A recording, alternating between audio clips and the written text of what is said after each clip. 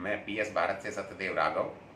आज भरपूर सिंह जाखड़ जी के पास में पहुंचे हैं और भरपूर सिंह जाखड़ जी झज्जर से बिलोंग करते हैं और किसान नेता हैं, जिनसे हम विधानसभा इलेक्शन के बारे में बात करना चाहते हैं कि उनके विचार क्या हैं और उनके विचारों को लेते कि क्या है क्या नहीं है। तो भरपूर सिंह जाखड़ जी, नमस्कार जाखड़ साहब। नमस्कार काबू साहब, कैसे हो? बढ़िया सर, आप सुनाएं। बड़ी खुशी हुई आपसे मिलके आज आप हमारे पास आए। सबसे पहले तो आपके पीएस भारत के दर्शकों को हार्दिक बधाइयाँ। धन्यवाद सर। सर मैं बस हमारा तो क्या है, हमें तो बस यही इलेक्शन के बारे में ही पूछना है। अभी विधानसभा इलेक्शन आ रहे हैं अभी विधानसभा इलेक्शन आ रहे हैं, कटवा दिए रोड क्या काट दो इसको। सर पूछना तो क्या है, आजकल इलेक्शनों का ही जोर चल रहा है। अभी जल्दी में ही लोकसभा इलेक्शन गए हैं और अब विधानसभा इलेक्शन आने वाले हैं। तो अभी लोकसभा इलेक्शन में आप मतलब कहाँ पे आपने सहयोग किया, कौन सी पार्टी को पसंद किया? काबू साहब, वैसे तो मैं राजनीति गतिविधियों में पूर्ण रूप से सम्मिलित होने में तो काफ़ी लंबे टाइम से इनसे दूर रहा हूँ। जब से हमने चौधरी साहब के साथ काम करना बंद किया था, उसके बाद से हम किसी पॉलिटिकल पार्टी में नहीं हैं। लेकिन राजनीति में जो व्यक्ति एक बार आ जाता है, उसकी गतिविधियां कहीं ना कहीं समाज के साथ जुड़ी रहती हैं। जी जी जी।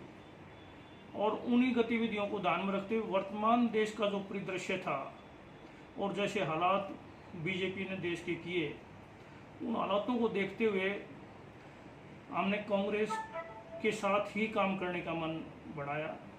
और जो वर्तमान लोकसभा चुनाव हुए, इनमें हमने अपने क्षेत्र से भाई दीपेंद्र के पक्ष में जितना हमारा सामर्थ्य था, उसके हिसाब से दीपेंद्र को ही मदद की। और कांग्रेस की मदद करने के पीछे जो हमारा व्यक्तिगत मत था वो ये था कि देश की जो आज आंतरिक परिस्थितियां हैं जी। वो इस तरह की हैं, और जो वर्तमान सत्ता में बैठी हुई भारतीय जनता पार्टी की सरकार है, वो भारतीय जनता पार्टी की सरकार ना हो के व्यक्ति विशेष की सरकार है। जी जी। और ये देश के लिए बड़ी घातक चीज़ है। जी। जब लोकतंत्र में पूरी शक्तियों का केंद्रीकरण होना चाहिए, वो एक केंद्र पे टिक जाती हैं, तो देश के लिए नुकसानदेह है। जी। उसी बात को ध्यान में रखते हुए हमने उस वन मैन शो जो था, भारतीय जनता पार्टी की सरकार से हमें आपत्ति नहीं थी।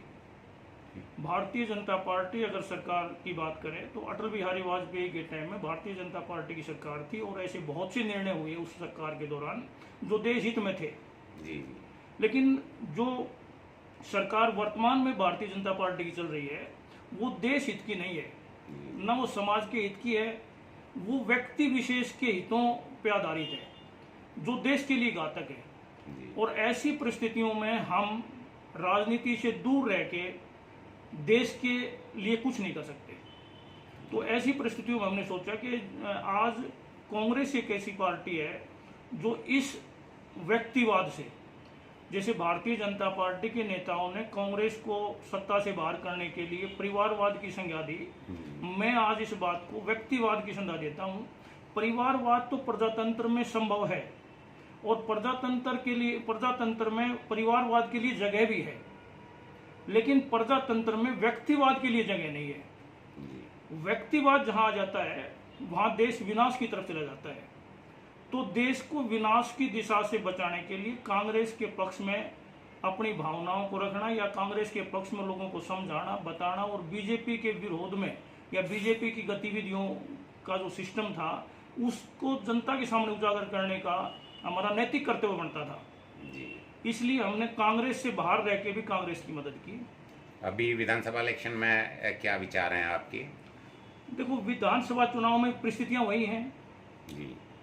हरियाणा में भारतीय जनता पार्टी के नाम की सरकार है। जी। लेकिन वो भारतीय जनता पार्टी की सरकार भी भारतीय जनता पार्टी की सरकार नहीं है।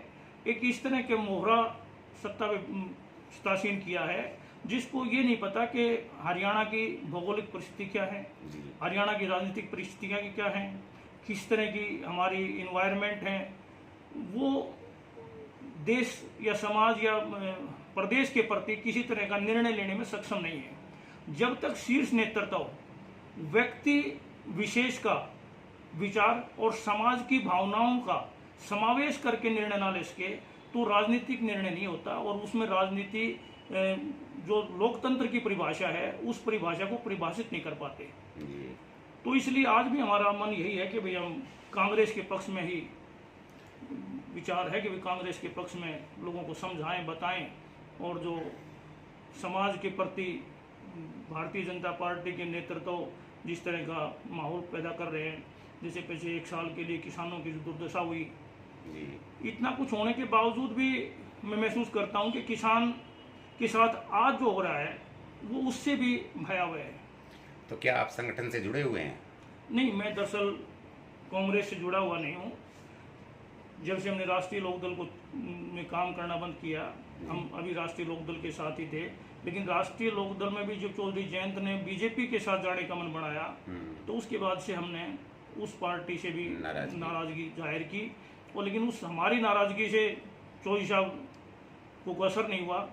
तो फिर हमने मन बना के भी नहीं असर होता तो उनकी अपनी व्यक्तिगत मानना है, तो हमने कांग्रेस के पक्ष में ही प्रचार किया, और अब भी हम कांग्रेस के पक्ष में ही करेंगे।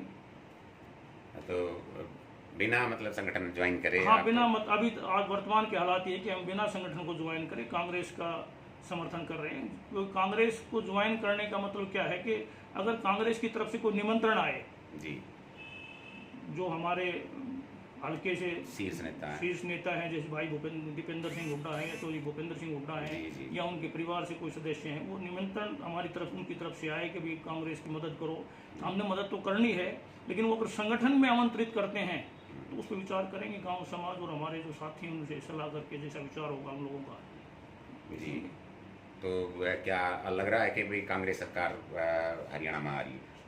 देखो, आज लोकसभा चुनाव से पहले भी हमारा व्यक्तिगत मानना था कि जो एक चर्चा रही पिछले काफ़ी विधानसभा लोकसभा चुनाव में कि जो ईवीएम का खेल है, ईवीएम में गड़बड़ होती है, हैंग हो जाती हैं, इस तरह की चर्चाएं समाज में थी। तो हमारा व्यक्तिगत मानना यही था कि अगर इस तरह की कोई समस्या नहीं आई तो कांग्रेस पूर्ण तक हरियाणा में आने की उम्मीद हम पहले भी लगा रहे थे, और परिणाम भी लगभग सकारात्मक रहे, 50-50 पे रहे, जबकि बीजेपी वाले दूसरा प्रदर्शन कर रहे थे। आज भी हम विधानसभा के लिए भी हम यही मान रहे हैं कि अगर ठीक ठाक चुनाव रहा और सत्ता में है बीजेपी, अगर उसने अपना सत्ता का दुरुपयोग नहीं किया तो पूर्ण बहुमत से कांग्रेस सरकार आने की पूरी उम्मीद है। तो ईवीएम तो ठीक है, इसका मतलब तो ये साफ जाहिर है। हाँ, इस चुनाव में हम कह सकते हैं कि ईवीएम का प्रदर्शन ठीक रहा है। जी, ठीक है, थैंक यू सर। धन्यवाद।